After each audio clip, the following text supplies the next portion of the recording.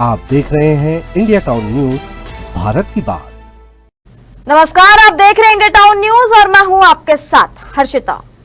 छत्तीसगढ़ में शिक्षकों की भर्ती प्रक्रिया को लेकर बड़ा कानूनी सवाल खड़ा हो गया है। जी हां, हाईकोर्ट ने भर्ती में आरक्षण नियमों के पालन को लेकर राज्य सरकार और चयन प्रक्रिया पर सख्त टिप्पणी की है। कोर्ट ने साफ कहा है कि ओबीसी वर्ग के आरक्षित पदों पर तय सीमा से ज्यादा दिव्यांग उम्मीदवारों को केवल मेरिट के आधार पर नियुक्त करना कानूनन गलत है। यही नहीं, हाईकोर्ट ने पूरी मेरिट लिस्ट की समीक्षा पर 90 दिनों के भीतर नई मेरिट सूची तैयार करने के निर्देश भी दिए। आखिर भर्ती प्रक्रिया में कहां हुई चूक और कोर्ट ने क्यों जताई नाराजगी, देखिए हमारी रिपोर्ट।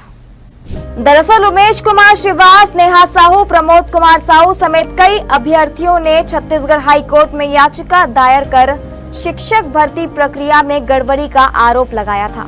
याचिका में कहा गया कि लोक शिक्षण संचालनालय ने 9 मार्च 2019 को व्याख्याता शिक्षक और सहायक शिक्षक के पदों पर भर्ती के लिए विज्ञापन जारी किया था। याचिकाकर्ताओं का आरोप था कि ओबीसी वर्ग के कई उम्मीदवार मेरिट सूची में होने के बावजूद चयन से बाहर हो गए, क्योंकि चयन समिति ने ओबीसी कोटे में तय सीमा से अधिक दिव्यांग उम्मीदवारों को शामिल कर लिया।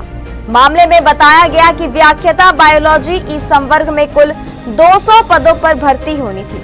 नियमों के मुताबिक ओबीसी वर्ग में केवल 14 पद दिव्यांग उम्मीदवारों के लिए आरक्षित होने चाहिए थे, लेकिन चयन समिति ने 6 दिव्यांग उम्मीदवारों को उनकी मेरिट लिस्ट के आधार पर सीधे ओबीसी कोटे में समानियोजित कर दिया। याचिकाकर्ताओं ने दावा किया कि इससे सामान्य ओबीसी उम्मीदवारों के अधिकार प्रभावित हुए।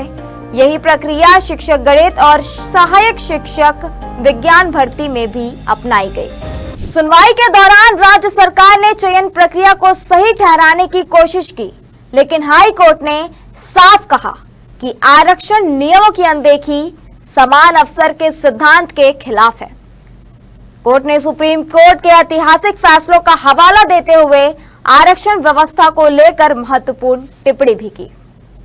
राज्य सरकार की ओर से दलील दी गई है कि जिन दिव्यांग उम्मीदवारों का चयन किया गया उन्होंने मेरिट सूची में बेहतर स्थान हासिल किया था, इसलिए उनकी योग्यता को ध्यान में रखते हुए उन्हें नियुक्ति दी गई। लेकिन याचिकाकर्ताओं की ओर से कहा गया कि चयन समिति की यह प्रक्रिया सुप्रीम कोर्ट के इंदिरा साहनी फैसले के खिलाफ है। सुनवाई के बाद हाईकोर्ट के जस्टिस राकेश मोहन पांडे ने कहा कि चयन समिति द्वारा अपनाई गई प्रक्रिया पूरी तरह त्रुटिपूर्ण थी।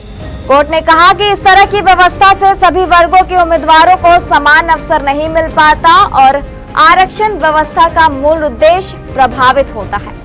हाईकोर्ट ने इंदिरा साहनी और राजेश कुमार डरिया मामले को हवाला देते हुए स्पष्ट किया कि वर्टिकल और हॉरिजॉन्टल आरक्षण दोनों की प्रक्रिया अलग अलग है। कोर्ट ने कहा कि एससी, एसटी और ओबीसी जैसे सामाजिक वर्गों के उम्मीदवार यदि सामान्य मेरिट से चयनित होते हैं तो उन्हें उनके आरक्षित कोटे में नहीं गिना जाता, लेकिन दिव्यांग और महिला जैसे हॉरिजॉन्टल आरक्षण के मामलों में यदि उम्मीदवार मेरिट से चयनित होता है तब भी उसे उसकी मूल सामाजिक श्रेणी के कोटे में ही समानियोजित किया जाएगा, ताकि कुल आरक्षण प्रतिशत प्रभावित न हो। हाईकोर्ट ने राज्य सरकार को निर्देश दिए हैं कि पूरी मेरिट सूची की समीक्षा कर 90 दिनों के भीतर नई मेरिट सूची तैयार की जाए और नियमों के अनुसार भर्ती प्रक्रिया को संशोधित किया जाए। हाईकोर्ट के इस फैसले को शिक्षक भर्ती प्रक्रिया और आरक्षण व्यवस्था से जुड़े मामलों में बेहद अहम माना जा रहा है। अब नजर इस बात पर रहेगी कि राज्य सरकार कोर्ट के निर्देशों का पालन करते हुए भर्ती प्रक्रिया में क्या बदलाव करती है और प्रभावित अभ्यर्थियों को किस तरह राहत मिलती है। इसी के साथ मुझे दीजिए इजाजत और आप देखते रहिए इंडिया टाउन न्यूज, भारत की बात। नमस्कार। आप देख रहे हैं इंडिया टाउन न्यूज, भारत की बात।